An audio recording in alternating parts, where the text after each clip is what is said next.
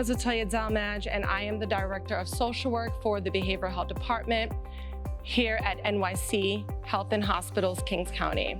And I'm here to talk to you today about loneliness. Our U.S. Surgeon General, Dr. Vivek Murthy, has highlighted so profoundly the prevalence of loneliness in the United States. And he has declared that we are facing a loneliness epidemic. The 2020 COVID-19 pandemic did not lead to the onset of the loneliness epidemic that we are facing today, but it did, however, exacerbate its effects. We're going to define loneliness because loneliness sometimes is misunderstood as just being isolated. But according to the Centers for Disease Control and Prevention, loneliness is a subjective feeling of being alone. You can be around countless people and still feel alone. You can also speak and engage with countless people all day and feel misunderstood, ignored, and overlooked. So loneliness not only is about isolation, even though isolation can lead to a state of feeling alone, but loneliness is really about lacking those deep, valuable, enriching connections. And it's also about establishing healthy, meaningful, interpersonal relationships with others that we were created for. A report from the National Academies of Sciences, Engineering, and Medicine revealed that more than 1/3 of adults 45 years of age or older reports feeling lonely.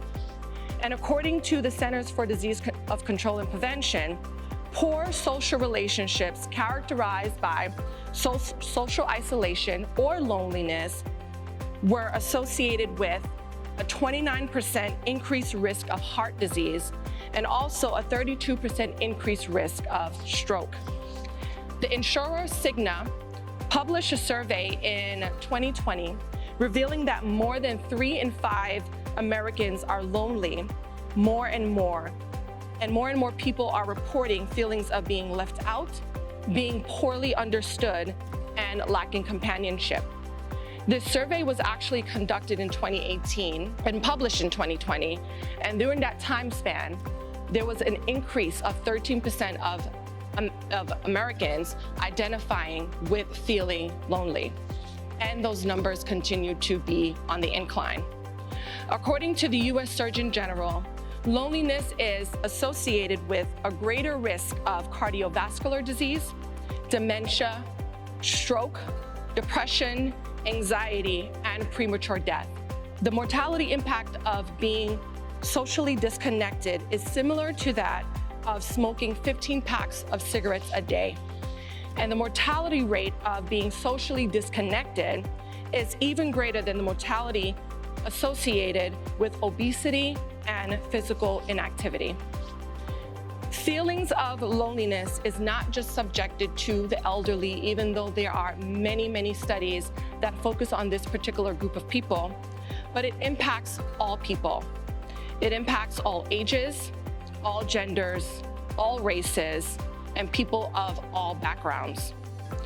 But oftentimes people don't admit to feeling lonely because of the stigma that is attached to loneliness. So what can we do? We all have feelings of loneliness. What can we do to combat or mitigate these feelings? I'm going to identify at least 10 tips that we can follow to help minimize the feelings of loneliness. One, we definitely want to identify how we feel and we want to acknowledge it. We want to invest high quality time in high quality relationships with others. Cultivating healthy relationships takes time, but it is worth the investment. We want to strengthen our connections with others, and we want to find our community, those who we share things in common with. Your chances of being more understood will be greater when you're around a community that you feel that you connect with and that shares the same things in common as you do. You want to engage in things you like to do with others. You want to do it in community. Instead of engaging in things always or engaging in activities alone or in silos, you want to find other people who have that same interest and engage in those activities together. And while you're at it, you want to make space for vulnerability. I read an article recently that stated that vulnerability helps to strengthen relationships. And so vulnerability is not a sense of weakness, but it does make you more relatable. You want to volunteer, whether it's once a week or whether it's twice a week, whether it's bi-weekly, whether it's monthly. You want to volunteer because your chances of connecting with others can be greater if you are connecting maybe with those in whom you are volunteering for, the community that you're volunteering for, or also the community that you're volunteering with.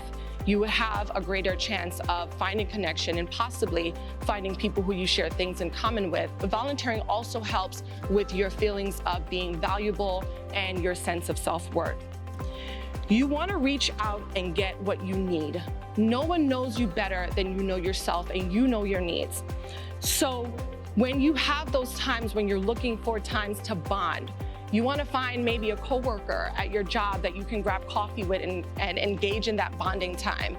Instead of having dinner alone, you want to reach out. You know what you want, and you can find someone to schedule to have dinner with and engage in those meaningful conversations together.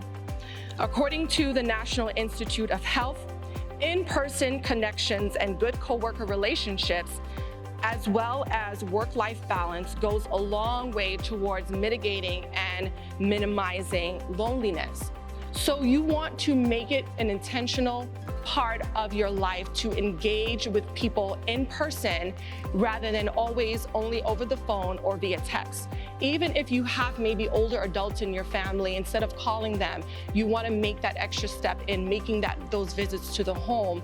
It can help towards mitigating and minimizing feelings of loneliness in their lives, but it also can impact your feelings of loneliness. Loneliness is not only about connecting with others, but it is also about internal feelings of insecurity, low self-esteem, and self-worth. Therapy can help provide support and skills to process these areas, and it is also another resource for connection. Building social skills to establish positive relationships is also an area that you can be supported with the help of a therapist. And lastly, in times when you find yourself isolated, find the strength of solitude. A state of solitude can help to increase self-discovery and awareness, which can lead to personal growth. So in times of feelings of isolation, you can turn also to your strength in solitude. Thank you so much for listening to me, and I hope this was helpful.